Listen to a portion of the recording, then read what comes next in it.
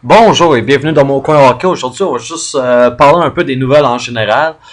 Pour commencer, je suis sur le site de RDS. J'ai également visité le site de TSN, puis je vais en parler un peu plus tard. Pour commencer, on va regarder ce qui s'est passé pour c'est quoi la soirée de samedi. Les équipes canadiennes ont-ils bien fait, ont-ils pas bien fait, on va voir. Ottawa qui commence avec une victoire de 3-2. Pour les Sénateurs d'Ottawa, c'est une quatrième victoire en 5 matchs. Donc, très bon départ pour la troupe de la province de l'Ontario. Les Sénateurs que j'avais dit, j'aimais pas leur chance sans Jason Spezza, mais jusqu'à présent, Eric Carlson performe très bien, Robin Lehner performe très bien, Bobby Ryan performe très bien. Donc, j'aime beaucoup voir ce qui se passe jusqu'à présent.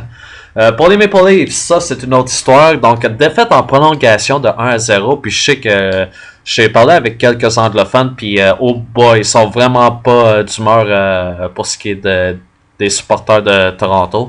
Tout de même, un point dans le classement parce que c'est une défaite en prolongation. Mais je peux vous dire, à Toronto, là, les gens sont pas de bonne humeur. New York Islanders, je vais en parler des Islanders un peu plus tard. Ils viennent d'encaisser un revers de 3-1 contre Pittsburgh, mais jusqu'à présent, ça va quand même assez bien pour eux autres en début de saison. Le Canadien de Montréal qui a affronté l'Avalanche du Colorado. Les Canadiens ont été d'une victoire de 3-2. J'ai beaucoup aimé la performance d'un certain gardien de but. Si je me trompe pas, son nom c'est... Oh boy, je suis en train de perdre son nom. Attendez une minute, je vais revoir ça. Il est écrit ici. Calvin Pickard. C'est le gardien de but que l'on voit ici. Jeune recrue, 22 ans. Il a accordé 3 buts, mais je trouve qu'il a quand même très bien fait. Et 2 des buts du Canadien, c'était, comme Patrick Roy le dit, c'était dans des situations où les défenseurs étaient mal positionnés. Donc, ça aurait pu être une histoire différente si les défenseurs de l'Avalanche se seraient mieux positionnés. Et je suis d'accord avec ça, surtout avec le but de Piquet Subban. Qu'est-ce que Tyson Barrie faisait?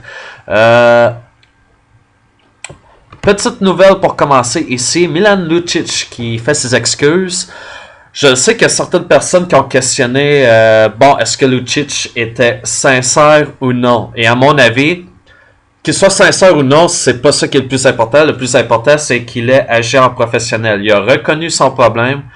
Je m'excuse. C'est la bonne chose à faire pour lui et pour l'organisation des Bruins de Boston. Donc, je lève mon pouce pour Lucic. Il a fait la bonne chose. Puis même si c'était pas aussi sincère que certains l'auraient aimé, c'était la bonne chose à faire. Point final. Quoi d'autre ici? Petite note au sujet de Jonathan Drouin qui a marqué son premier but à son premier match. Donc félicitations. Ici, les Islanders de New York qui ont perdu. J'aimerais parler un peu plus des Islanders de New York parce que ici il y a un article, c'est par c'est quoi son nom? Dave Hodge. Okay, Dave Hodge qui dit qui est très content de voir les Islanders s'être améliorés par l'acquisition de Johnny Boychuk et Nick Leddy. Et également, voyons, c'est quoi son nom déjà? Dave Hodge. Dave Hodge qui dit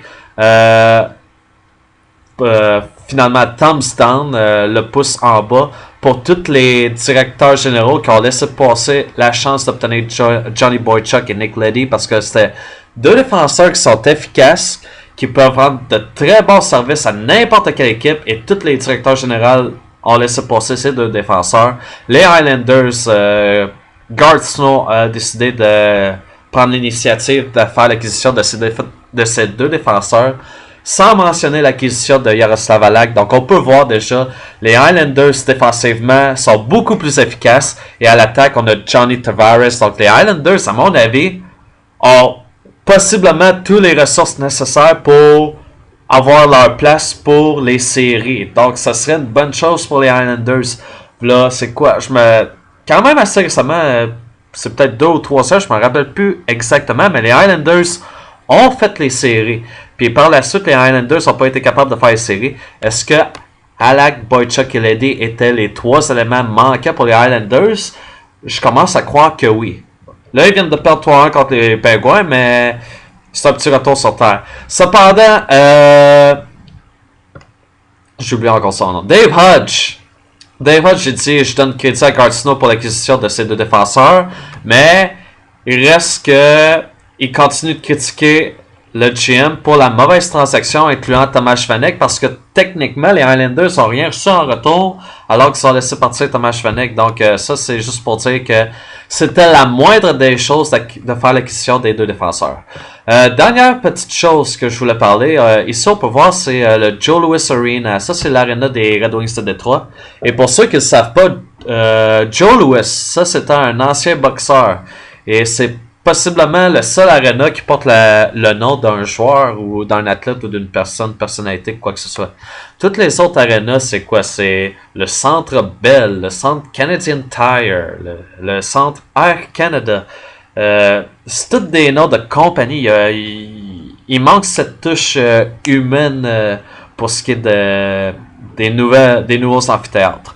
Bon, Joe Louis Arena, ça va être prévu que ça va être démoli autour de 2017. On peut le voir ici, Demolition 2017. Donc, possiblement le dernier arena qui a un petit côté mythique, le type d'arena qui est vieux, qui a une histoire avec du succès et qui intimide l'adversaire.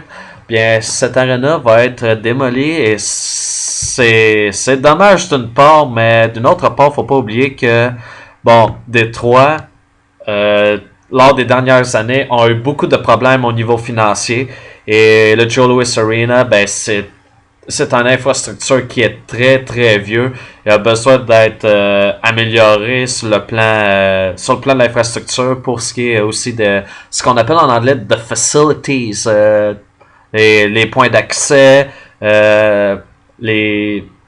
toute la structure en général, finalement, a besoin d'être mise à jour, si on peut dire ça ainsi. Donc, on sait que la ville de Détroit a investi beaucoup d'argent pour la construction d'un nouvel aréna, mais aussi pour le développement de la région où ce que l'aréna va être situé. Donc, une bonne chose pour ce qui est de l'avenir, pour ce qui est du long terme, mais néanmoins, ça va être plate de voir le Joe Louis Arena finalement être réduit à la démolition. Mais néanmoins, j'aimerais vous poser la question, puis laissez-moi vos commentaires. Pour tous ceux qui ont été au Joe Louis Arena, c'est quoi vos meilleurs souvenirs, puis qu'est-ce que vous retenez de cette arena qui, surtout lors des années 90 et des années 2000, a vu une équipe figurer parmi les meilleurs, sinon l'élite de la Ligue nationale, les Red Wings qui font les séries, ils trouvent toujours le moyen de faire les séries et ils ont remporté quelques coupes cette année également. Donc, quels sont vos meilleurs souvenirs? Qu'est-ce que vous allez retenir du Joe Louis Arena? On arrête la vidéo là-dessus, puis on se reparle un peu plus tard.